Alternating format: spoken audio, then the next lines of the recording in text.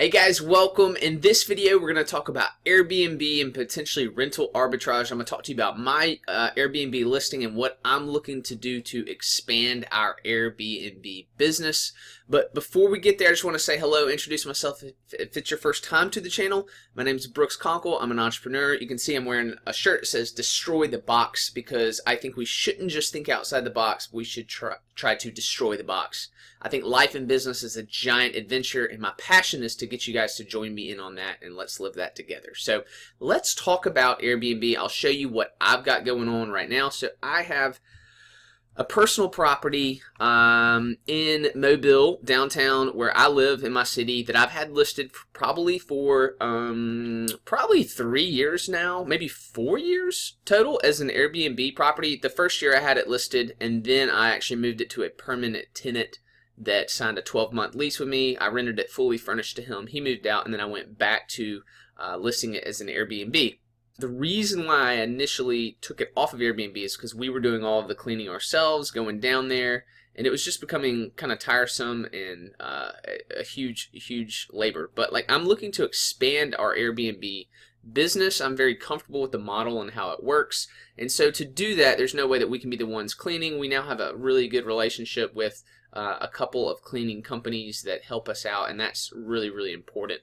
But so here's the listing that I have, just so you can kind of see what it is, and I'll show you our information from it last year. So it's called a shotgun house. It's kind of a smaller house. It's in the middle of downtown Mobile, so people can actually walk to these places, which is why I have pictures of them. You can walk to this place in about 5 minutes, this place in about 5 minutes in a different direction, this place also 5 minutes, and here's a park right around the corner from us. So I had photos done. I could probably update my pictures, but you know, photography is really important because people are going to decide before they even look at how much your place cost or if they want to stay there. They're looking at your pictures, right, before they even see exactly where it is. You know, so one, it has to be available, and then two, they want to check out your photos. So I wanted to show you that, and then show you this here.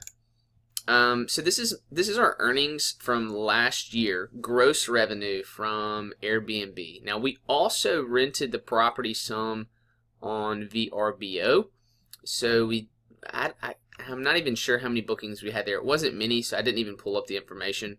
But so here's the gross earnings, and then service fees from Airbnb, and then adjustments. I think we had to like refund somebody or something from someone that canceled where we'd already collected payment. So total payout was $15,538.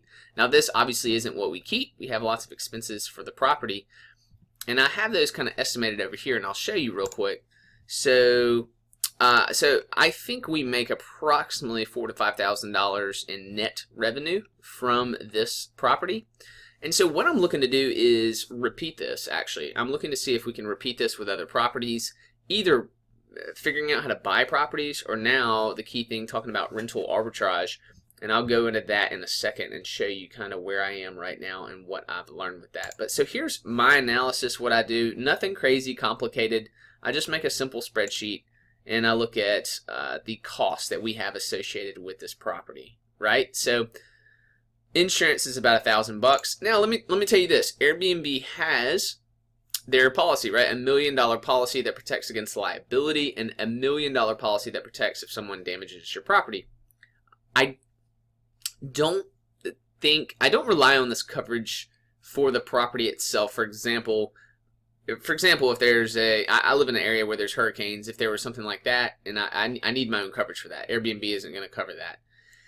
If there's a fire and the property burns down, let's say it's faulty wiring or something happens with the electrical, I don't think I'd be covered under Airbnb from the research that I've done. And I also talked with my insurance agent, and the typical homeowner policy that I had on this property would not cover short-term rentals. So it's something for you to keep in mind if you're looking to rent like a personal property that you have, that's yours. You need a special policy. We went through a company called CBiz. Let's see. I'll show you real quick, just as a side note, just so you know. Yeah, CBiz. So CBiz, it's a company that is, what they do is vacation rental insurance. That's really kind of that's their niche. That's one of their, well, obviously they have all these other services, it looks like, too. But so VRBO referred them to me. And so that's how I heard about them. My policy, it's like $997 or something. So I have a figure for repairs. In here you can see $2,000 a year. Now, about 3 or 4 years ago, I did $7,000 in repairs on the home. And since then, not really. But so I just have this figure of $2,000 a year. That way, if something comes up, I can just do it and kind of estimate that it's in this number here. I have a number for termite. So a termite bond. Water approximately $375, power $1,500, internet $360, and these may actually be slightly higher, to be honest, but that's okay. Loan payment, I have a really low balance in loan payment on this home, so it's only cost me $4,000 a year. I know it's kind of crazy, but it's pretty awesome for this property. Cleaning about $2,800. Now let me talk about this one for a second. It seems that you may say, oh, that's kind of high. It depends on your occupancy and how many times you're turning over the property, but I can tell you that it's super important to have a really good team that's a cleaner that's going to go in and be available and flexible and know how to clean it, just like a hotel. So we have a cool relationship with our company. They take bedding with them, swap out the bedding, take the old bedding with them, and go ahead and have it cleaned for the next time when they're coming back. That's huge. The fact that they know what to look for, they know how to clean, hotel style properties is huge. They're your eyes that are going to find if they see something wrong or something out of place or something missing. They're going to let you know. They're going to let you know if you need to restock toilet paper, paper towels, get new towels because some of them have stains. Like, they are insanely important. So that's really huge. So while this cost is really expensive, it's a key player on your team to make the Airbnb work. And taxes for this property, extremely low. It's a really small property. Consumables, so that's your soap, paper towels, toilet paper, and that kind of stuff. Over the course of a year, approximately $300. I estimated that at one point based on some calculation, and that's probably pretty close. Now, something that you will have to do if you have not already is furnish your place, right? So if you don't already have it where it's perfectly lived in and everything, you'll have to furnish it. So you'll have to, that's going to be thousands of dollars, right? That could be $4,000 or $5,000 for like a 1-bedroom. I don't know, $8,000 or $9,000 or something maybe for a kind of multi-bedroom, 2-bedroom place. You're talking about beds, dressers, decorations on the wall, towers, linens, sofa, TVs, like those kind of things, right? So yeah, I already had all that in this property. But if you don't have that in your property and you're buying a property, make sure that you budget for that. It's going to be really important, right? So I've got approximately $13,000 a year, give or take, in expenses. I could probably do a better job at this and track perfectly this property, but this is kind of what I've got, and I'm satisfied with it. And so going back over here, so what did we want to say, 15.5. Doesn't include VRBO. In fact, hold on, I'll pause and let me go look at that real quick, and I'll come back. All right, so hopping over here to VRBO, I logged in just to look at real quick what we grossed in 2018. So as you can see, the whole year 2018 only had 3 bookings, 10 nights actually, I guess, out of the year. 1,700 minus their fees and stuff, so $1,500. Okay, so $1,500 from VRBO.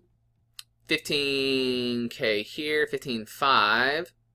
So, what's that? 17. So 17 total minus approximately 13. So a rough estimate that's netting for $4,000 in that year, right? So that's one property, $4,000 approximately. Here's something really interesting that I had not found until looking at this report for this video. It's this. So in that year, I only had 21, I'm going to talk about this. I only had 21 reservations, 142 nights. So I looked at that and I'm like, oh, 42. And now I know VRBO, I had 10, right? So let's say that's 152 out of 365.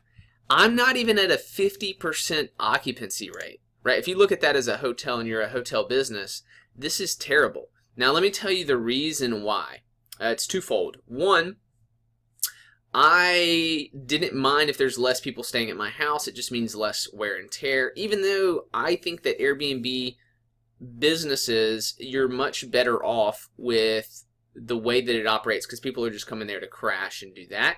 But I felt like I was much better off without having to deal with the cleaner. At the time, we were doing our own cleanings, and even doing a one-night transition with the cleaner that we have, or the business, it was kind of complicated. And I buff out a night after when someone checks out. I leave a day break where someone can't rebook it that same day. But I'm looking to kind of tighten this up. So I think even if we got occupancy to like 60 or 70%, I think we'll make a lot more money, obviously, at this property. Now I'll have to pay for a cleaning every time. We pay $80. But every time I'll be making more money, it'll pay for those cleanings and be profitable. So that's something that I'm looking into, which is you're now expanding into my journey on rental arbitrage, right? Where, if you haven't heard this term, what it is where you don't own the property, you enter into a lease, basically rent a property, and then you turn around and short-term rent it out via Airbnb or VRBO or other corporate rental websites if you can find other ways to list. I think if you have 20 plus properties, you can actually put your properties on Expedia. But here's what I've got going on. I thought it would be harder. I thought it would be really hard to get people to say yes if they were interested. So I looked in my downtown. The reason why I started downtown is I think it's the best spot. You're walkable to bars and restaurants. People are in town for business meetings and stuff like that. They're going to book a hotel downtown, or they want to experience downtown. So I've started there. That's where I've started. And I reached out to, looks like 10 people, minus that one on the top, so 10 folks. And I've gotten 2 people say no, that they're definitely not interested, which is fine. But here's the surprising thing. I've got 2 that have said absolutely we're open to that. And another one that I think is going to turn green here that's interested, she just has to find out from the owner, but she's the manager of the property. And this person also thinks that they'd be open. So that's like 4 potentials right there. And I had no idea that it was going to be that easy. Now, you're where I am on the journey of finding our first property. My goal would be to have between 5 and 10 of these over the next couple of years, because if I do this, for me, an added expense is is putting the furniture and furnishing the home, right? Furnishing the property and getting all the bills and utilities into our company name and all that. But if we can make 4 to 5 revenue and net profit per property per year, if I had 10 of those, that's it'd be $50,000 extra dollars, and I think we can go much higher than that based on my conservative rental downtown. Here's the other thing too. Let me go back to this. My rental. Let me tell you that I do price my property higher than other people. When I look at my competition, people are listing their properties from like $70 to like $89 a night, which I just think is kind of crazy because I pay my cleaner $80. I have mine listed for $127 a night, and then on the weekends it goes up to I think $139 for Friday and Saturday night. And it looks like I rent my property less, obviously, but I'm still very profitable because of that. So I think I want to keep the pricing a bit higher and just reduce it down to a 1-night rental. Currently, my minimum is a 2-night rental, but I think I may reduce that to 1 when I'm gonna talk with our cleaning team and see if we can do that. So back to this. So just so you know, here's literally the message that I sent out to folks. All these people I just sent out a message that said, hey, would you be open to leasing the apartment to my company with the right for me to sublease it as a short-term corporate rental? Thanks, Brooks. And that's what I have started the conversation with. You don't need to be secretive. People have talked about like leasing a property, signing a lease, and then secretively like leasing it out via Airbnb. Don't do that, right? Just be completely above water. You don't have to say, hey, I want to Airbnb your property. But, if they ask, like, hey, you're talking about like Airbnb, I would say, yeah, absolutely. That's one of the platforms that we would, promote the business as a corporate rental among some other platforms. And me, if you've never done it before, I guess you don't have the experience. Me, I can tell them, hey, I own a property in downtown Mobile. We've actually done this for 3 to 4 years, and we're just looking to expand. So kind of looking at opportunity. And that's the conversation that I've had with some people. So what I want you guys to do is keep up with me on this journey. I'm going to share with you basically, so you can see that I have a little bit of experience in Airbnb, but I'm going to walk you through as I go through this process, and you'll see if I crash and burn or how we do, or if we pick up a property, and then maybe as we expand, So I'm going to track the whole process. So if you don't mind, nail the like button. If you don't mind, it helps the video out, other people to be able to see this and learn about Airbnb, helps the YouTube algorithm. And if you haven't already, think about subscribing to the channel. You can even hit that little bell notification. You guys will get notified every time I have a video that comes out. And what I will do is post some videos right here at the end of things that are related to these topics, other ways to make money. And as I do more Airbnb videos and rental arbitrage, that's what I'll be posting. But I can't wait to connect with you next time. Take care.